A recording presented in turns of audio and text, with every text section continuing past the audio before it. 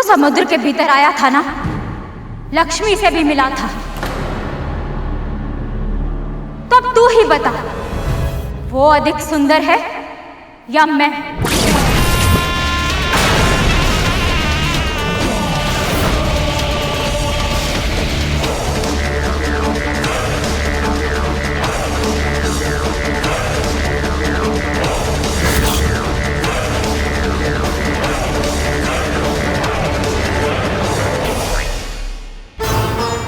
माँ, माता लक्ष्मी आते हुए अच्छी लगती है और आप जाते हुए।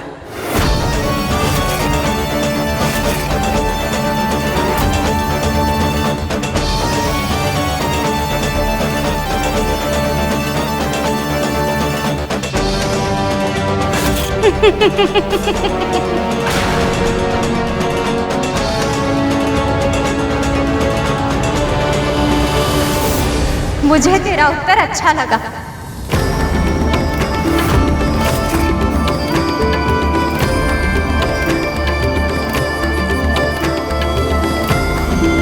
तेरा दुख और दरिद्रता शीघ्र ही दूर हो।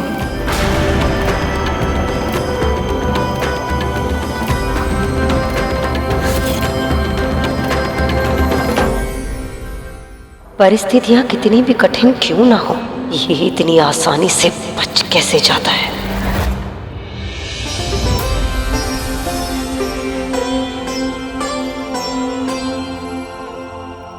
आपका बहुत बहुत धन्यवाद बाबा। आज आपने मेरी और मेरे परिवार की रक्षा कर ली। बड़ी विचित्र प्राणी है तुम। अब तुम लक्ष्मी चली गई, अब क्यों अश्रु बहा रही है? हाँ बाबा, पर ये सब आपके बिना संभव नहीं हो पाता। आप भले ही कितने ही कठोर बन जाएं, कितने ही कटु वचन कह लें, सत्य तो ये है, आज आपने मुझे और मेरे परिवार को बचा लिया। मैं आपकी आभारी हूँ बाबा। तुम कहना क्या चाहती है? जानते हैं बाबा, पहले जब जब मेरा पुत्र मुझसे दूर जाता था, मुझे सदैव विचित्र सा भय लगा रहता था। आशंका की छाव में बीतता था मेरा जीवन। उसके बिना एक क्षण भी मेरे मन को शांति नहीं मिलती थी। पर इस बार आपके यहाँ होने से मुझे वैसा अकेलापन अनुभव नहीं हो रहा। ऐसा लग रहा है जैसे मेरा कोई अपना मेरे साथ है। बस अपना बोलकर संबंधी बनाने की आवश्यकता नहीं है। मुझे रिश्ते नाते मुंह पसंद नहीं है, तभी तो मैं अकेला वन में वास करता हूं। अब क्या बातों से ही मेरा पेट भरेगी? क्या भूख लगी है? कुछ खाने को ला। अभी लाई बाबा।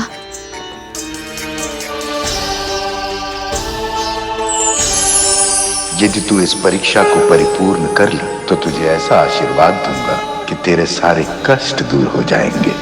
प्रभु, निवास के लिए स्थान मुझे कहीं ना कहीं मिल ही जाएगा, पर हर स्त्री की तरह मेरा भी एक स्वप्न है कि मुझे भी कोई जीवन साथी मिले, कोई हो जिसे मैं अपना सकूं और जो मुझे अपना ले पूरे मन के साथ।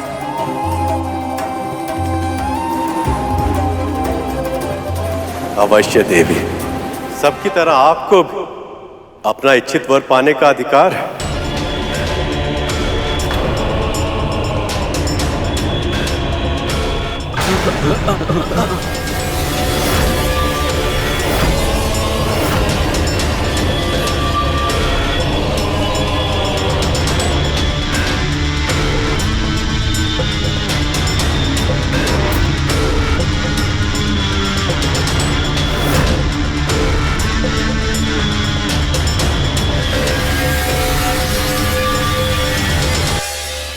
कोई भी मेरे गुण दोषों के साथ मुझे स्वीकार करने के लिए तैयार नहीं है नारायण। इसलिए मैं आपका आवाहन करती हूँ कि आप मुझे स्वीकार करेंगे, आप मुझे स्वीकार करेंगे, मुझे स्वीकार करेंगे।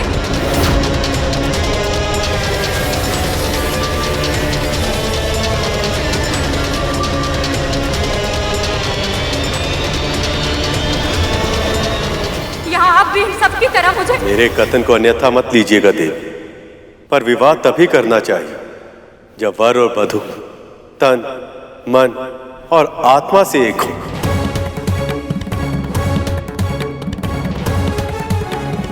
पर मैं तो देवी लक्ष्मी की प्रतीक्षा कर रहा हूं।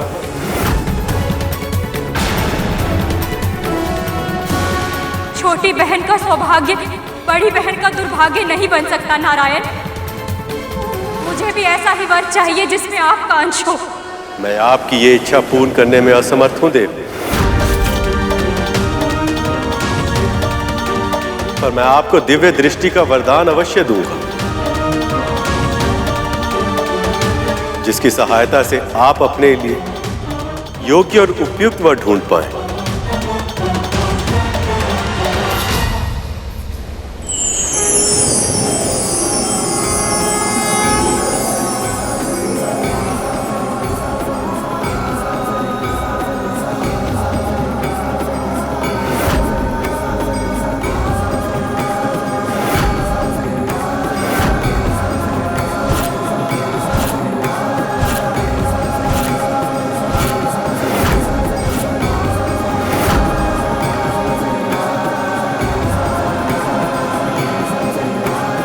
ये ऋषि उद्दालक है, मेरे परम भक्त। इनकी भक्ति इतनी अधिक हो गई कि भक्त और भगवान एक हो गए।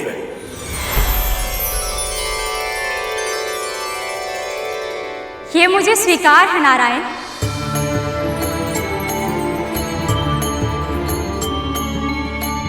यदि ये चाहे तो मैं इनसे विवाह अवश्य करूंगी।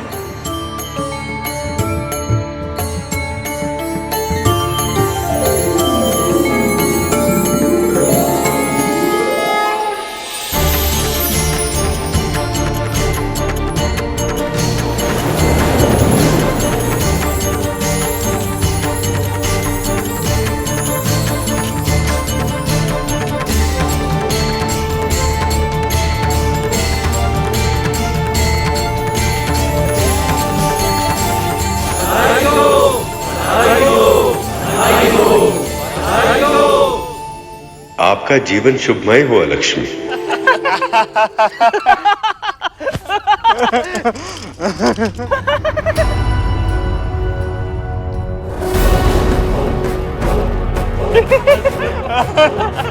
सर्पों के जन्म का एक ही उद्देश्य है, भय के रथ पर चढ़कर भय को अस्त्र बनाकर भय से सिंहासन जीतकर शासन करना। पर यहाँ तो उल्टी गंगा बह रही है। विष धारण करने वाले यदि कोमल स्वभाव अपना लेंगे, ऐसे हास परिहास में समय व्यर्थ करेंगे तो युद्ध कैसे कर पाएंगे? कैसे जीतेंगे अपने शत्रु से? कुछ अधिक ही बदलाव आ रहा है मेरे महल में। विंता मेरा हाथ रोकने का साहस जुटा रही है और मेरे पुत्र अपने विष की कड़वाहट खोकर खिलखिला रहे हैं। बहुत हो गया, अब इस बदलाव को बदलना होगा मुझे। फिर से मुझे मेरी व्यवस्था स्थापित करनी होगी।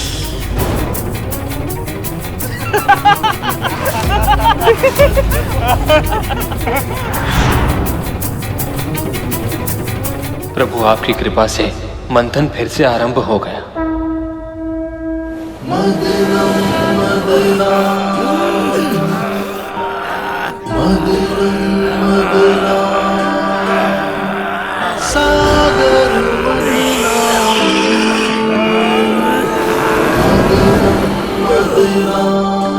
कितना श्रम करना पड़ रहा है मेरे पुत्र को। वासुकी का भयानक विष तक सहन करना पड़ रहा है। पर यदि इस मंथन से उन्हें कोई लाभ नहीं हुआ तो?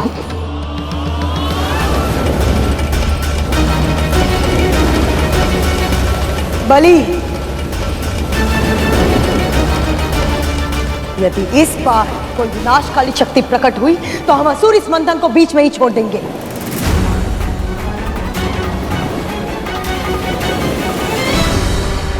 लाहल और लक्ष्मी से तो बच गए, लेकिन इसका अर्थ ये नहीं कि मैं और मेरे पुत्र अपने प्राण बार बार संकट में डालें।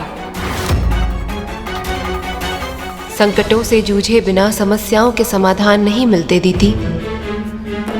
जोखिम उठाए बिना किसी भी प्रकार के पुरस्कार का मिलना असंभव है। ये तो तुम समझती हो ना दीदी। धैर्य रखिए देवी। संसार में दुखों का अंधेरा कितना भी गहरा क्यों ना हो, सुख का सवेरा अवश्य ही होता है। मेरा पूरा विश्वास है इस बार कुछ कल्याणकारी ही निकलेगा। नारायण नारायण।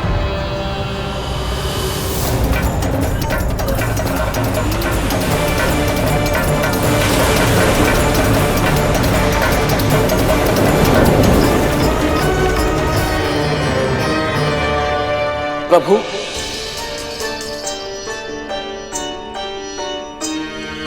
हो सकता है अब माता लक्ष्मी प्रकट हो। सही कह रहे हो गरुड़। जब अलक्ष्मी मां आ चुकी हैं, तो अब मां लक्ष्मी के आने में अधिक विलंब नहीं होना चाहिए, है ना प्रभु?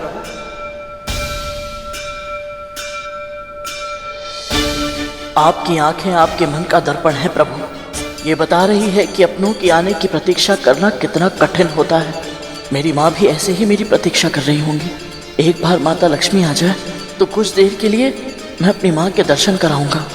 मेरे बिना वो न जाने कैसी होंगी। बस बड़ी माँ और उनके नाग पुत्र माँ को अधिक सता ना रहे हो। जब विंता का महाबलशाली पुत्र उसके साथ था, तब भी उसने कभी इस तरह मेरा अनादर करने का, मेरी आज्ञा की अवहेलना करने का साहस नहीं किया, बल्कि अपने पुत्र को सदैव यही शिक्षा दी, मेरे हर अच्छे बुरे, हर आदेश का सम्मान करने की शिक्षा। तो फिर अब अचानक ऐसा क्या बदल गया कि वो मेरे सामने दृष्टि उठाकर बात करने लगी? आप बिल्कुल सही सोच रही हैं माँ। कुछ तो निश्चित रूप से बदला है। तुम्हें मेरे मन की बात कैसे पता चली? माँ, यदि माँ अपने पुत्रों के मन की बात पढ़ सकती है, तो पुत्र भी तो अपनी माँ का मन पढ़ सकते हैं। आप तो बस ये सोचिए कि हमारे आसपास का वातावरण कब से बदलने लगा। हाँ माँ, यदि ये पता चल जाए तो हो सकता है कि आपको ये स्वयं पता चल जाए कि हमारे इस महल में जो भी कुछ घट रहा है उसका सही कारण क्या है। सही कह रहे हो तुम दोनों। आपको जो दंड देना है मुझे दे दीजिए, पर उन बाबा को जाने के लिए नहीं कह सकती मैं। अब बताएगी भी? बात क्या है? बाबा को पौष्टिक आहार चाहिए महारानी। उस बुढ़े में अवश्य ही कुछ बात है। जब से वो आया है, इस विंता का मनोबल भी बढ़ गया है और हम सब मिलकर भी उसे कुटिया से बाहर नहीं निकाल पा रहे हैं। क्या हुआ? फेंक दिया उस बूढ़े को बाहर? उसे महल से बाहर फेंकना तो दूर की बात है माँ। हम दोनों उस मायावी के आसपास भी नहीं पहुंच पा रहे माँ।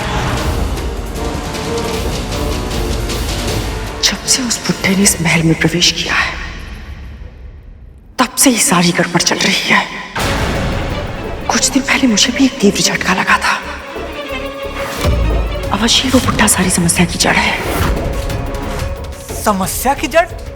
नहीं नहीं माँ, वो तो समाधान।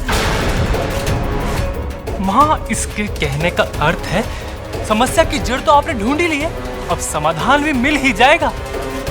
इस महल में जो भी कुछ घट रहा है उसका कोई ना कोई संबंध उन बाबा के इस महल में आने से ही है। विंता ऐसे ही किसी को मार्ग से उठाकर अपनी कुटिया में नहीं लाएगी, और जितना यत्न के साथ वो उसकी सेवा कर रही है, कोई ना कोई कारण तो अवश्य है, कोई उद्देश्य या कोई छुपा हुआ लक्ष्य। और वो क्या है मैं जान कर रहूंगी। और यदि सच में वो बाबा चमत्कारी है तो उसका आशीर्वाद मुझे मिलेगा, उस विंता को नहीं।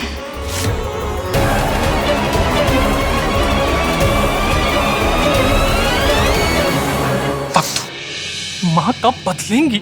अरे धूमल, ये बोल माँ कब सुधरेंगी?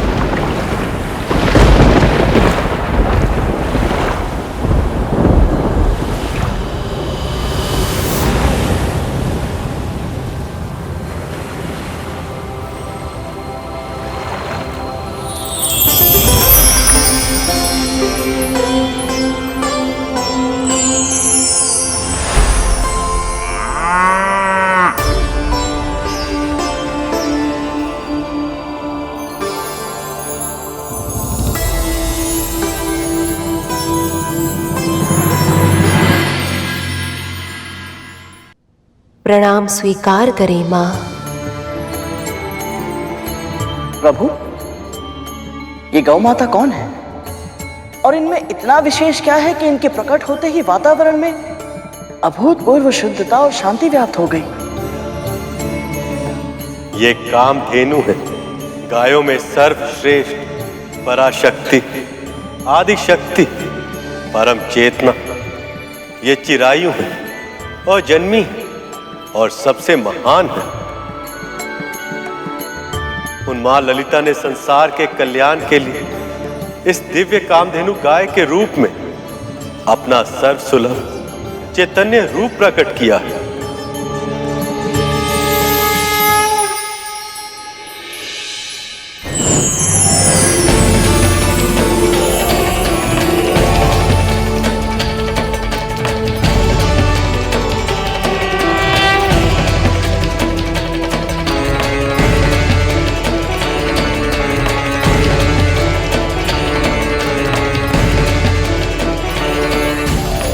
इनके विशेष लक्षण क्या है प्रभु? कामधेनु की रीढ़ की हड्डी पर सूर्य केतु नाड़ी होती है, जो हानिकारक विकिरण को समाप्त कर वातावरण को स्वच्छ करती है। इसके साथ साथ ये नाड़ी गाय के तन में स्वर्ण का निर्माण भी करती है, जो उनके दूध, मूत्र और गोबर से सहज ही प्राप्त किया जा सकता है।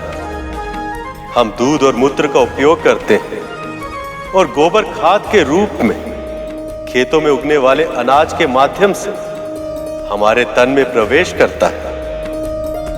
इनकी पूंछ भूमि को छूती है और स्त्रियों की चोटियों के समान सदैव गुथी ही होती हैं। हिंसा का संदेश देने वाले इनके ये सींग सदैव उल्टे ही होते हैं और इनकी आंखों से प्रतिपल प्रतिक्षण आंसू बहते ही रहते हैं, जो करुणा का प्रतीक होते हैं। कामधेनु की अस्थियों में पर्वत और मज्जा में यज्ञ स्थित होते हैं और इनके चारों थनों में 4 महासमुद्र होते हैं।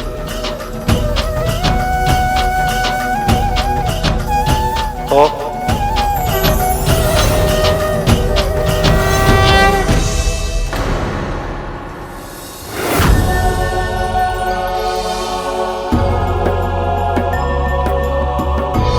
प्रभु, प्रभु,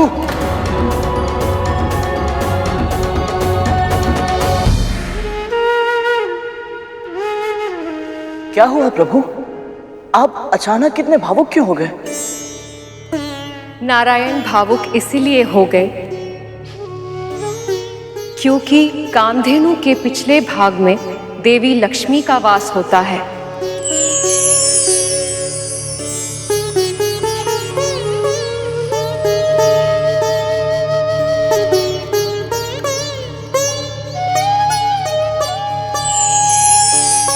परंतु माता लक्ष्मी का वास मां कामधेनु के पिछले भाग में ही क्यों?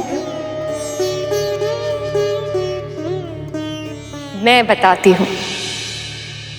जब मैं साकार रूप में कामधेनु बनकर अवतरित हुई,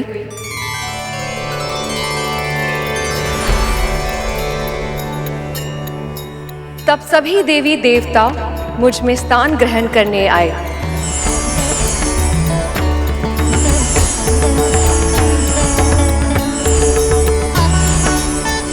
जो सबसे पहले आया उसे अपनी इच्छा अनुसार स्थान मिल गया। मेरे इस कामधेनु अवतार के सींगों के जड़ों में सदैव प्रजापति ब्रह्मा और महाविष्णु प्रतिष्ठित होते हैं। सींगों के अग्र भाग में सभी चराचर और तीर्थ स्थित हैं। मध्य भाग में स्वयं महादेव, ललाट में गौरी, नासिका में कार्तिकेय, कानों में अश्विनी कुमार और आंखों में सूर्य और चंद्र स्थित है। खुरों में सरस्वती और इसके गंध स्थलों में यम और यक्ष का वास होता है।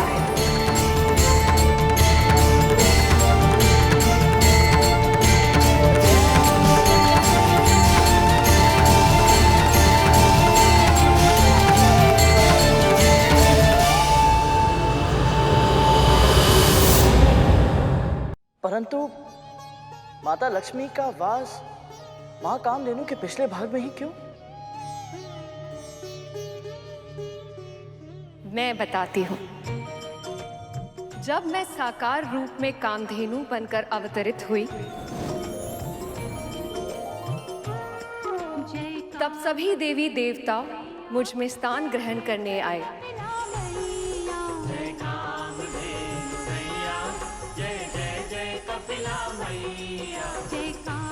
जो सबसे पहले आया उसे अपनी इच्छा अनुसार स्थान मिल गया। मेरे इस कामधेनु अवतार के सींगों के जड़ों में सदैव प्रजापति ब्रह्मा और महाविष्णु प्रतिष्ठित होते हैं। सींगों के अग्रभाग में सभी चराचर और तीर्थ स्थित हैं। मध्य भाग में स्वयं महादेव, ललाट में गौरी, नासिका में कार्तिकेय और आँखों में सूर्य और चंद्र स्थित है। खुरों में सरस्वती और इसके गंध स्थलों में यम और यक्ष का वास होता है।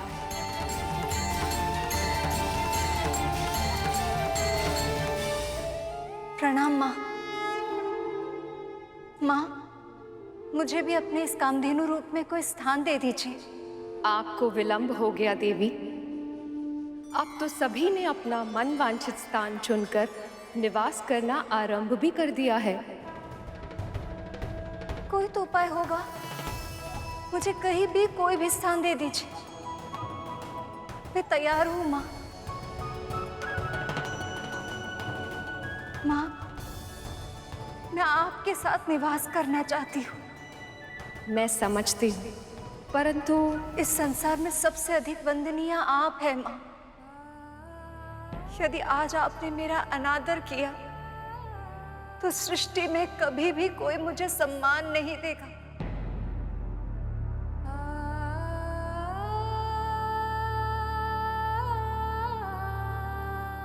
मेरी विनती स्वीकार करें माँ। मुझे स्वीकार है देवी। आज से आप मेरे पृष्ठभाग में निवास करेंगी। मेरे मूत्र और गोबर को भी शुभ माना जाता है और अब आपके निवास के कारण ये मनुष्यों के लिए और भी अधिक हितकारी होगा।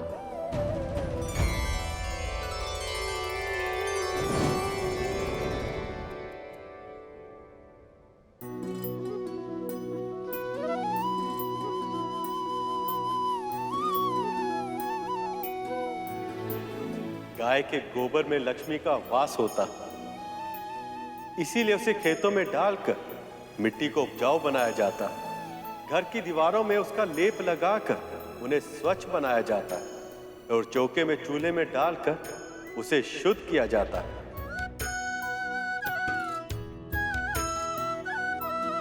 गाय के गोबर से बने कंडे हवन की समिधा बनते और गौमूत्र अनेक रोगों का नाश कर देता।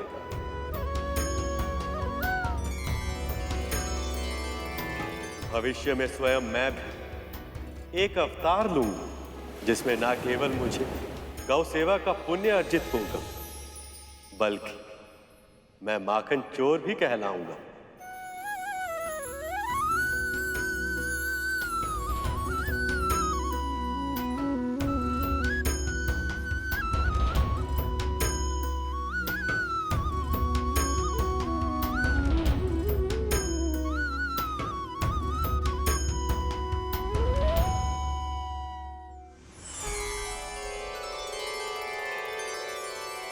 ये गाय तो बहुत गुणकारी है, पर यह मिलेगी किसे? और किसे रहा, हम असुरों को ही मिलेगी। असुर सम्राट, विश्व विजेता।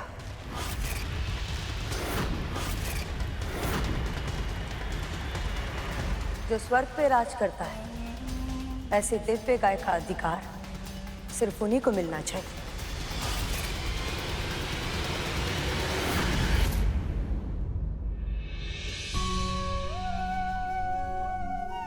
लीजिए।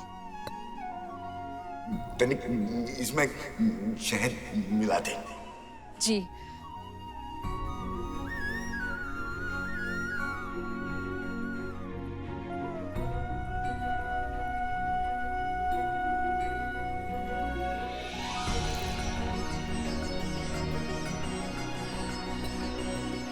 लीजिए।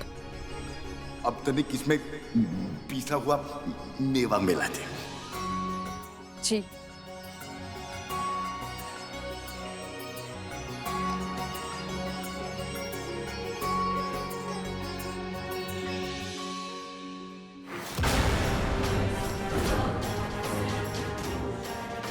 स्वयं तो मेरी दया पर जीवित रहती है, इस बुढ़े की राजसी इच्छाएं तो ऐसे पूरी कर रही है जैसे दासी नहीं महारानी हो। अब पी इसे।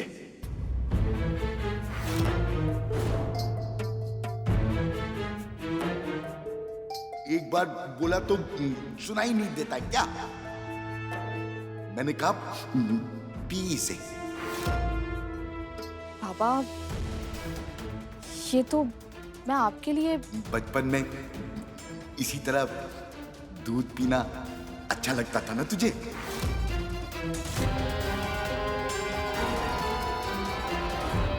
ये नहीं कैसे पता? अब मुझे घूर क्या रही है? P P.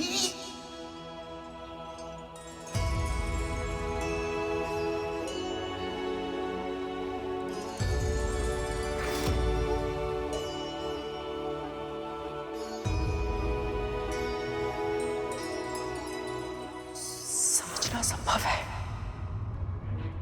कौन किसकी सेवा कर रहा है।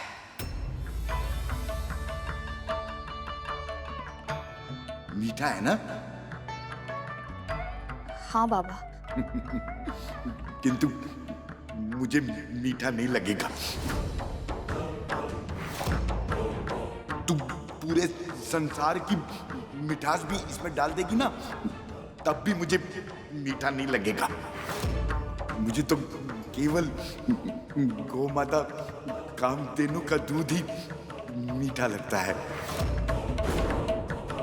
अमृत जैसा स्वाद होता है उसमें। ये बुढ़ा विंता से अमृत के बारे में चर्चा क्यों कर रहा है? यदि विंता के मन में अमृत का विचार आ गया तो वो गरुड़ को कहीं से चकने की विवश न करते। नहीं, ऐसा नहीं होने दूंगी। नहीं बाबा, मैं केवल एक साधारण दासी हूँ। गौ माता कामधेनु जैसी दिव्य गाय का दूध मैं कहाँ से? तू ही कहती है ना कि ढूंढने से तेरे नारायण भी मिल जाते हैं, तो तू गौ माता कामधेनु का दूध नहीं ला सकती? यदि नहीं ला सकती है तो तू और तेरा नारायण दोनों किसी कार्य के नहीं है।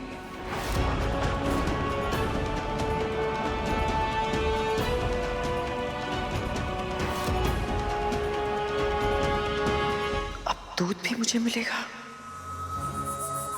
और इस बुढ़े का आशीर्वाद भी। क्षमा कीजिए दीदी माँ, महाराज बलि यदि एक बार जीत गए हैं तो इसका अर्थ ये नहीं कि संसार की सभी संपदाएं उन्हें ही प्राप्त होंगी। समुद्र मंथन के रत्न उन्हें ही मिलेंगे जो उसके योग्य हो। युवराज, इस योग्यता का निर्णय किस आधार पर किया तुमने? निर्णय कोई भी हो महाराज, इन देवताओं का आधार केवल छल है। ये दिव्य गाय, इन देवताओं को मैं किसी भी मूल्य पर नहीं लेने दूंगा। वज्रांग, ये हमारा अधिकार है और हम अपना अधिकार लेके रहेंगे, चाहे कुछ भी हो जाए।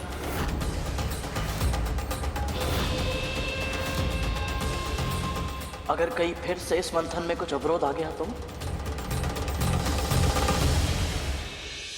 कामधेनु का दूध? हाँ, उस बुढ़े के अनुसार कामधेनु का दूध अमृत के समान होता है और वो दूध मुझसे पहले उस विंता को मिल जाए, ऐसा मैं नहीं होने दूंगी, किसी मूल्य पर नहीं। इसलिए जाओ, कुछ भी क्यों ना करना पड़े, मेरे लिए गाय का दूध लेकर आओ। पर माँ, हमको तो ये भी नहीं पता वो गाय मिलेगी कहाँ। नहीं पता है तो पता करो। एक सहस्त्र पुत्रों का वरदान मैंने इसलिए नहीं मांगा था कि उनके होते हुए भी सारी समस्याओं का समाधान मुझे स्वयं करना पड़े। करुण को देखा है, वो कैसे मेरे लिए सूर्य पुष्प लेकर आया था। इसलिए तुम लोग जाओ और मेरे लिए गाय का दूध लेकर आओ। जाओ।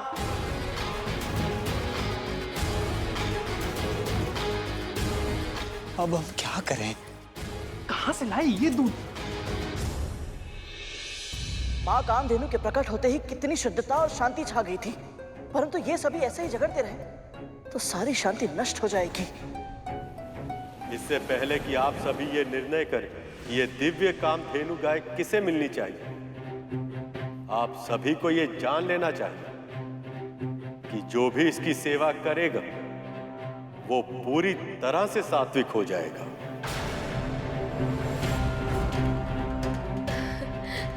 ये तो अत्यंत शुभ बात है। नारायण नारायण, यदि असुर भी सात्विक हो गए तो ये संसार तो पूरी तरह बदल जाएगा। नारायण नारायण। मेरे पुत्र तो बहुत शक्तिशाली हैं। यदि ये सात्विक हो गए तो उनकी शक्ति और प्रतिष्ठा का कोई अर्थ नहीं रहेगा। नारायण नारायण, यदि असुर भी सात्विक हो गए तो ये संसार तो पूरी तरह बदल जाएगा।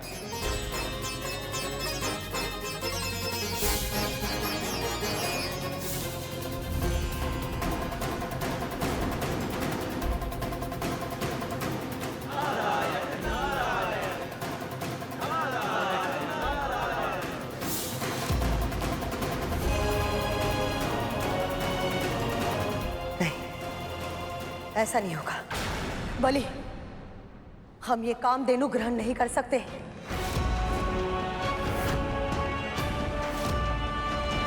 कहीं इसके कारण तुम सात्विक बन गए तो तुम तो स्वर्ग दान में दे दोगे।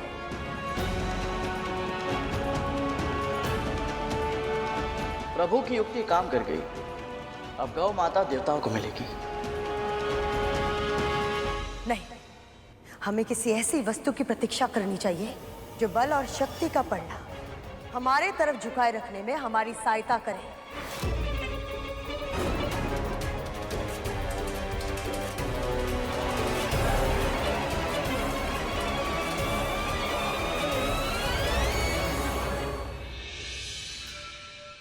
गौ माता की सेवा गौ भक्त करें, इससे उत्तम और क्या हो सकता है।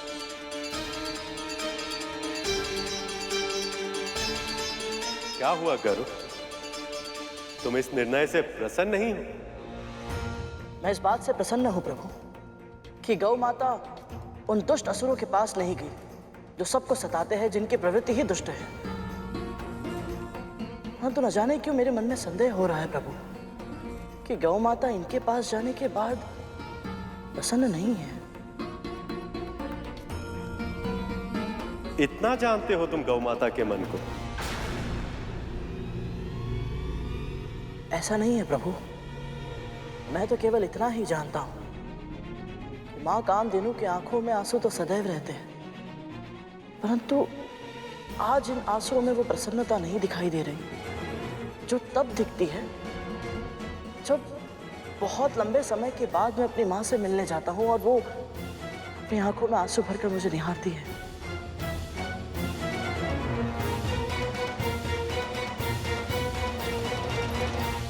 माँ कामधेनु कैसे मिलेंगी मुझे? कहाँ ढूंढूं उन्हें?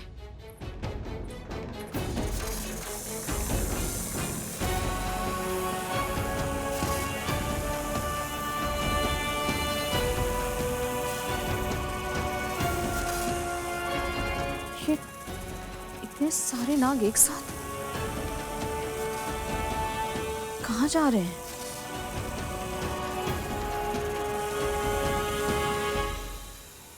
तक तो धूमल, क्या हो रहा है? कहाँ जा रहे हो तुम सब?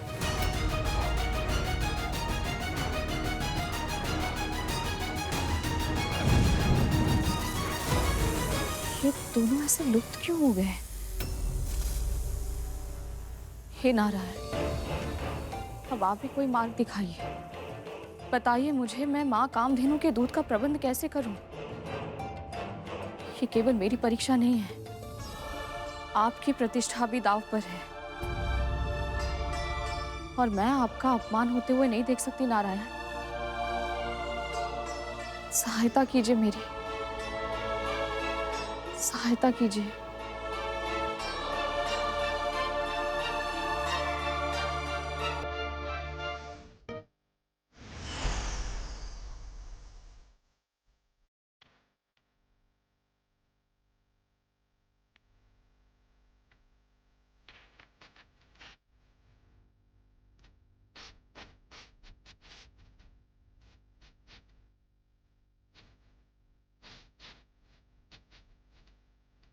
कामधेनु गैया जय जय जय।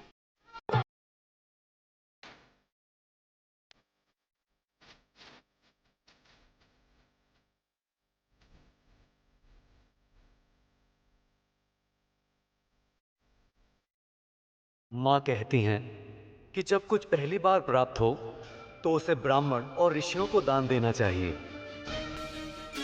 इसलिए हम आपको दान देने आए हैं। आज्ञा दीजिए माँ। धन्यवाद माँ।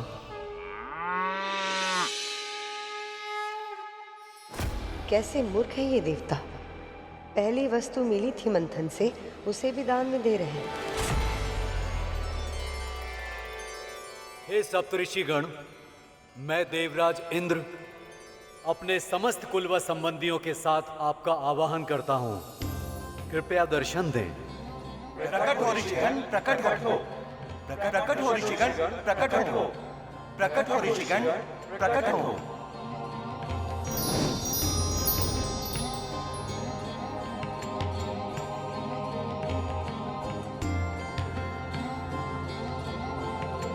कल्याण।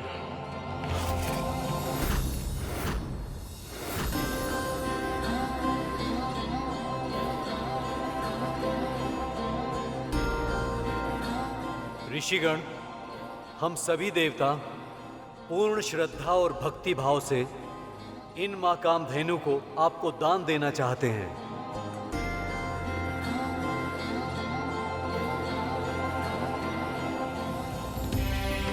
कृपया इन्हें स्वीकार कर हमें कृतार्थ करें। देवराज, प्रभु विष्णु की भक्ति और ऋषियों को दिया हुआ दान कभी व्यर्थ नहीं जाता। समुद्र मंथन के इस महान यज्ञ में आप सबको सफलता प्राप्त हो।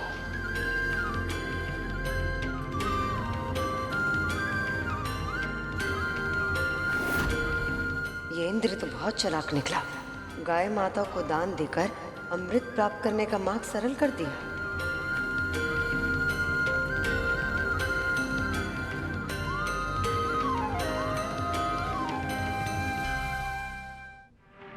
देवता भी विचित्र हैं। जब ये गाय इन्हें दान में ही देनी थी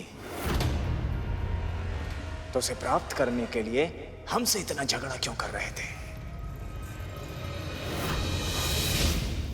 देवराज की बुद्धि की प्रशंसा तो करनी ही पड़ेगी। तुम कहना क्या चाहते हो? मां कामधेनु को दान में देकर देवराज ने एक तीर से 2 निशाने लगाए हैं भैया। दान देकर पुण्य अर्जित तो किया है, साथ ही साथ सप्त ऋषियों से आशीर्वाद भी लिया कि इस मंथन में विजय प्राप्त हो। इसका अर्थ यह है भैया कि अब अमृत इन्हें अवश्य मिलेगा। गरुड़ अब राजनीति के कठिन दाव पेच भी समझने लगा है। हर बीतते दिन के साथ ये और भी अधिक समझदार और भी अधिक व्यवहारिक होता जा रहा है। एक दिन इसके यही गुण वैकुंठ के उपयुक्त बनने में इसकी सहायता करेंगे।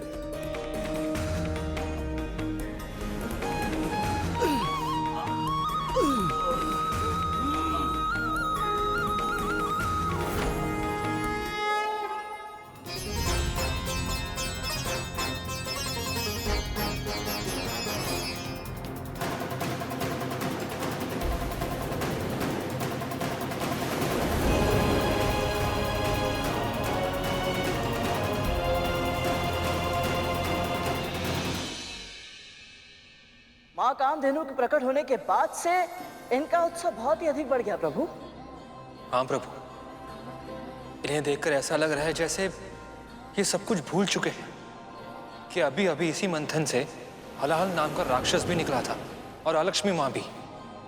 यही तो इस जीवन का आनंद है। सुख आते ही मनुष्य का मन चंचल हो जाता है और फिर वो अपने सभी दुख भूल जाता है। और ये भी कि ये सुख भी उतना क्षणिक है जितना दुख था।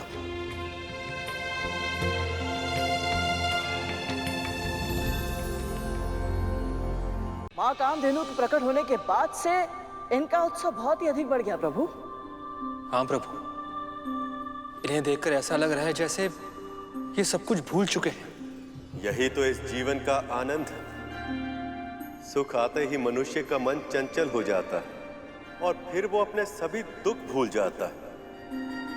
और ये भी कि ये सुख भी उतना क्षणिक है जितना दुख था।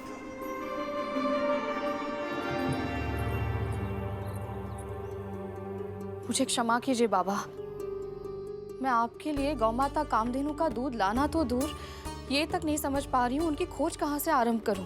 अच्छा बताओ, गौ माता से हमें क्या क्या प्राप्त होता है?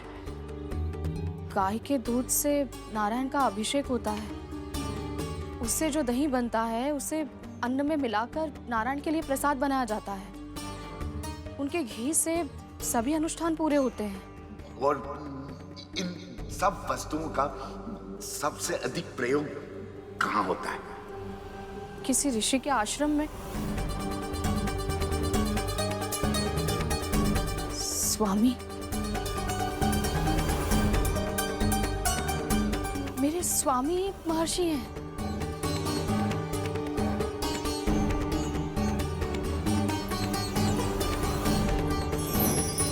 कभी कभी मनुष्य सत्य के बहुत निकट होते हैं, बस उन्हें सही मार्ग दिखाने की आवश्यकता होती है।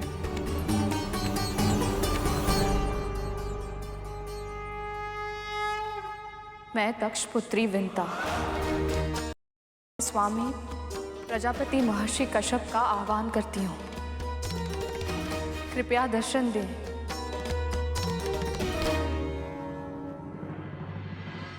विंता इस समय स्वामी को क्यों बुला रही है?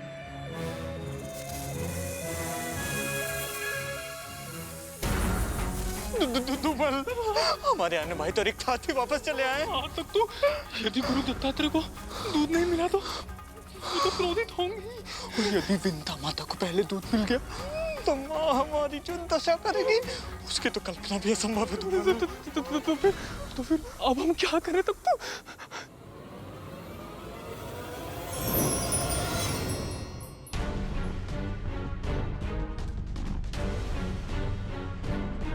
स्वामी,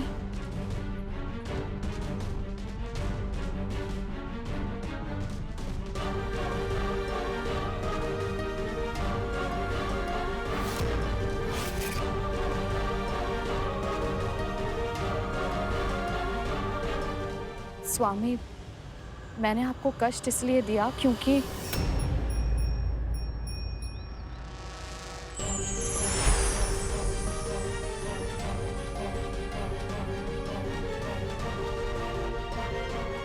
गौ माता कामधेनु।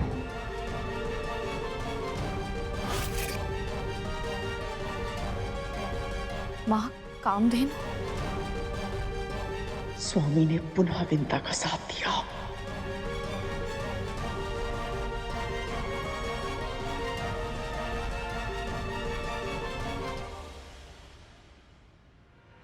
प्रणाम स्वीकार करें माँ।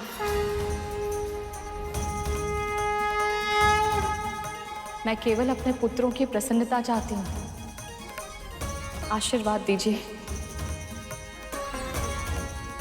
एक विनती और है माँ, एक बूढ़े बाबा को आपके दूध की आवश्यकता है,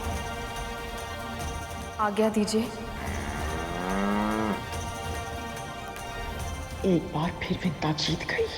अब इस दूध की सहायता से उस बुढ़े बाबा का आशीर्वाद उसे ही प्राप्त होगा। आज फिर से से स्वामी ने उस विंता का साथ दिया। माँ, अब ये सब सोचकर क्या लाभ? क्रोध मत कीजिए ना। क्रोध ना करो।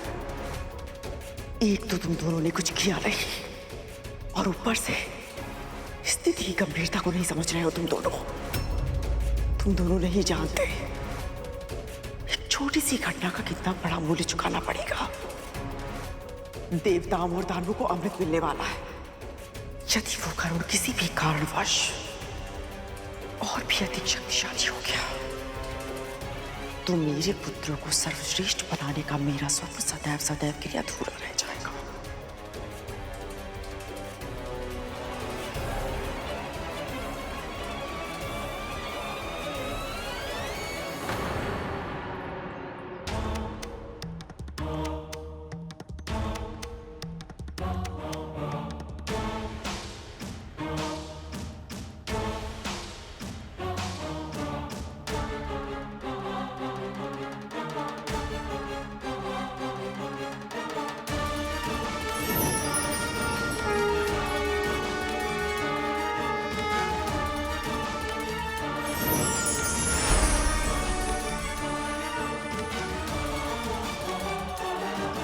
राम गुरुदेव। कल्याण। प्रभु, इस प्रकार यहां आकर मेरे परिवार को आशीर्वाद देने के लिए आपका कोटि कोटि धन्यवाद। मुझे तो आना ही था। आप तो जानते ही हैं अब समय आ गया है कि विंता और गरुड़ को उनकी परिस्थितियों से मुक्त कराया जाए ताकि गरुड़ अपनी नियति को पाने की दिशा में आगे बढ़ सके। मैं यहां रहकर विंता के धैर्य और उसकी श्रद्धा की परीक्षा ले रहा हूं। अब शीघ्र ही विंता को उसकी सेवा का और कद्रू को उसके कर्मों का फल मिलेगा।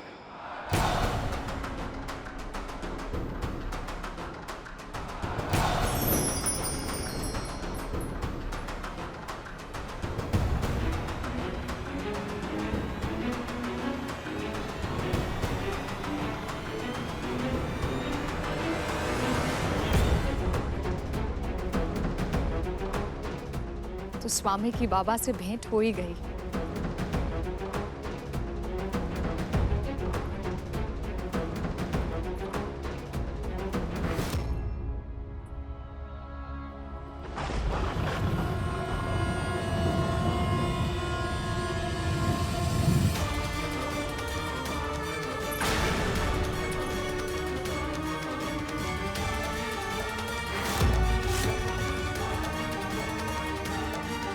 ये दिव्य प्रकाश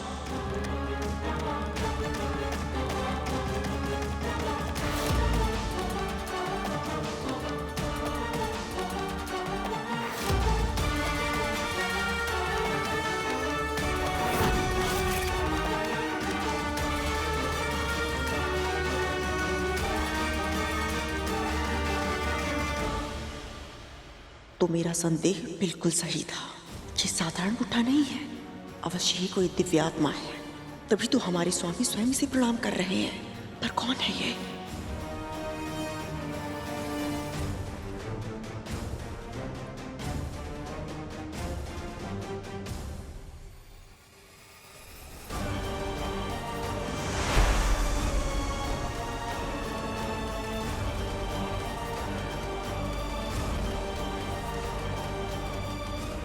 बाबा, ये लीजिए कामधेनु का दूध।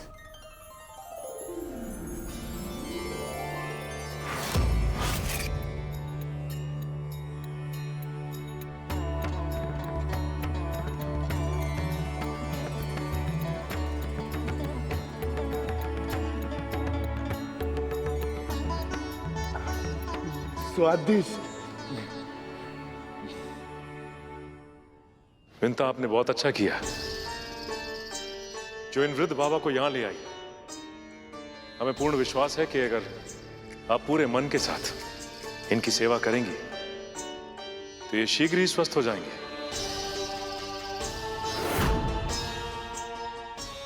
मैं चलता हूं। यदि स्वामी ने इस समय मुझे देख लिया तो क्षण भर में ही समझ जाएंगे कि मेरे मस्तिष्क में कौन सी योजना चल रही है।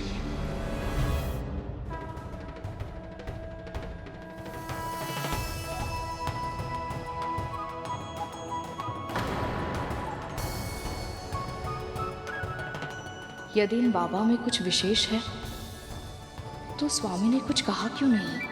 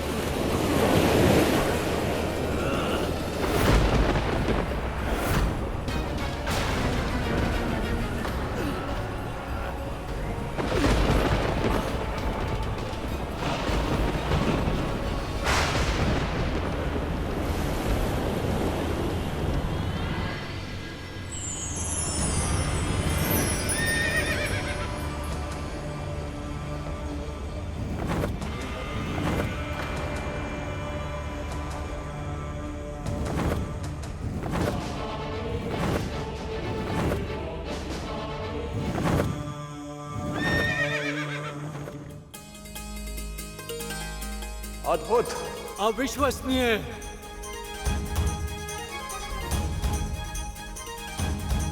इसके रूप ने तो सभी का मन मोह लिया। कौन है ये पशु? उच्च श्रवण, उच्च श्रवण, उच्च श्रवण। श्वेत और काले में बहुत अंतर होता है, मैंने अपनी आंखों से देखा है। तो बोलो, शर्त लगाने का साहस है। हारने वाले को जीतने वाले की एक बात माननी होगी।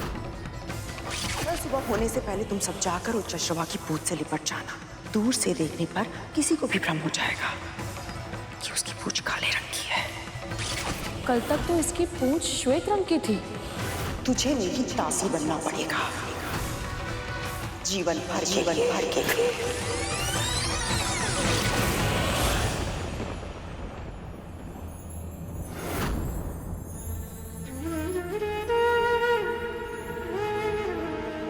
तो यही वो अश्व है जिसके कारण मां को दासत्व स्वीकार करना पड़ा था। विंता,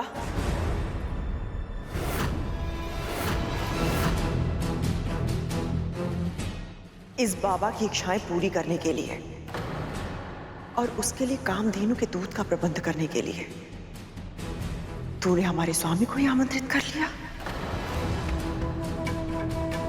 है कौन ये? मैं नहीं जानती महारानी,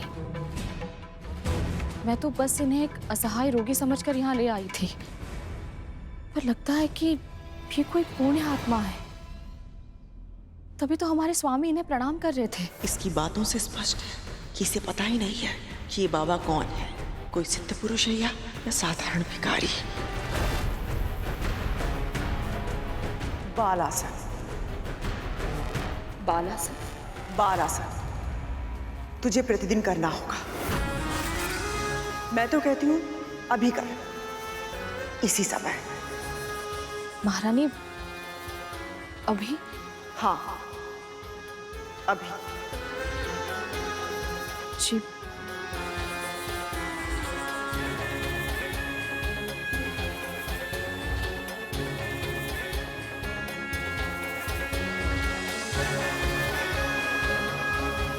तेरा स्थान मेरे चरणों में है, क्योंकि तू मेरी दासी थी, है और सदैव रहेगी।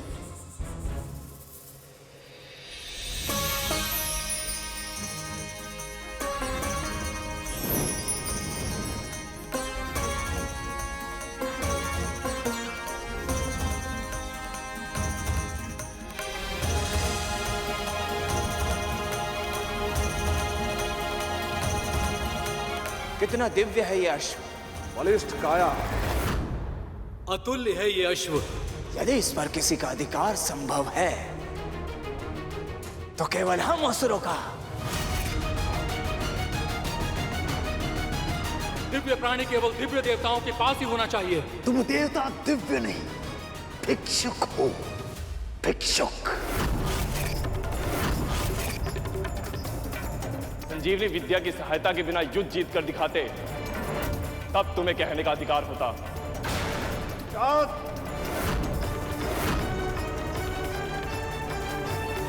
दिव्य कोई हो ना हो, पर इस अश्व को दिव्य लोक में रहने का अधिकार है। स्वर्ग में रहेगा ये।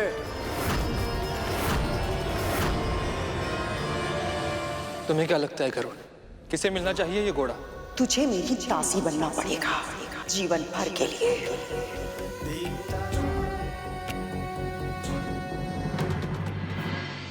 इसे क्या हुआ प्रभु? स्मृति दो धारी तलवार होती है शेष। कभी कभी ये मनुष्य में ऐसी भावना जगा देती है जिससे व्यक्ति अपनी नियति प्राप्त कर पाता है, तो कभी कभी ये व्यक्ति को बंदी बना लेती है। गरुड़ का मन उच्चश्रवा को देखकर ऐसी ही स्मृति में घिर गया है और अस्थिर हो गया है।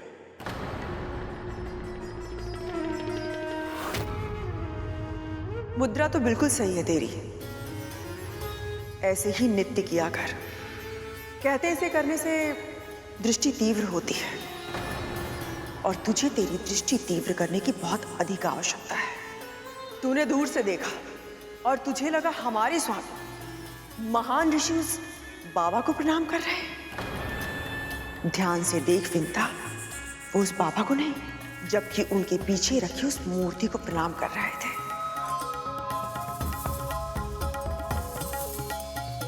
क्या लगा था तुझे कि वो बाबा कोई सिद्धपूर्ण आत्मा है? तुझे पता है रविंता कि तू मेरी प्रिय दासी है, और मैं तुझे निराश होते हुए नहीं देख सकती, इसलिए सत्य तो बताना पड़ेगा।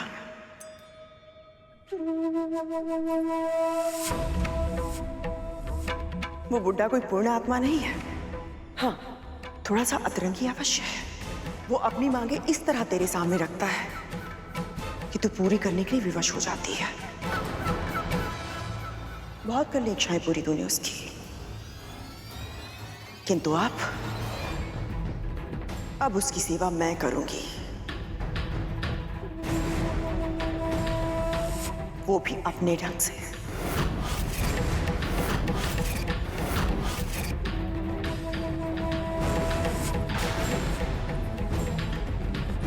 अचानक से इन्हें क्या हो गया? एक ओर ये कह रही हैं कि ये कोई पुण्य आत्मा नहीं, फिर भी मुझे रोककर खुद उनकी सेवा करना चाहती है। पहले गाय आप सबको मिली थी देवराज, और अब यश हमें मिलना चाहिए। मां कामधेनु हमारे पास नहीं है राहुल।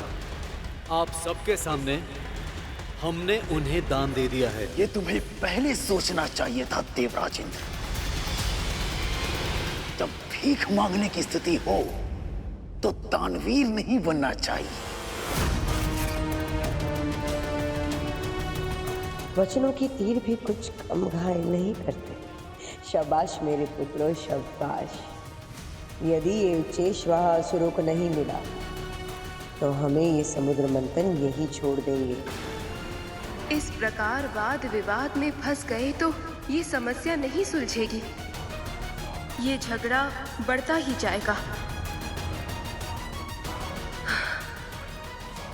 हे नारायण, न्याय कीजिए।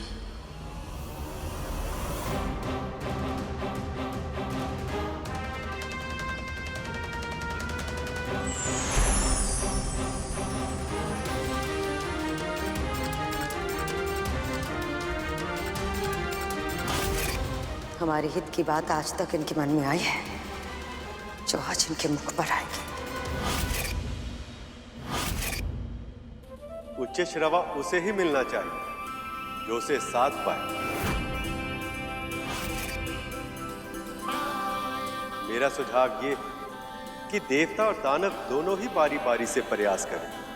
चाहे तो इस बार ये चेष्टा असुरराज बलि पहले कर ले। अचानक से ये विष्णु असुरों के हित की चिंता क्यों करने लगे? कहीं मेरे पुत्रों के विरुद्ध कुछ षड्यंत्र तो नहीं रच रहे?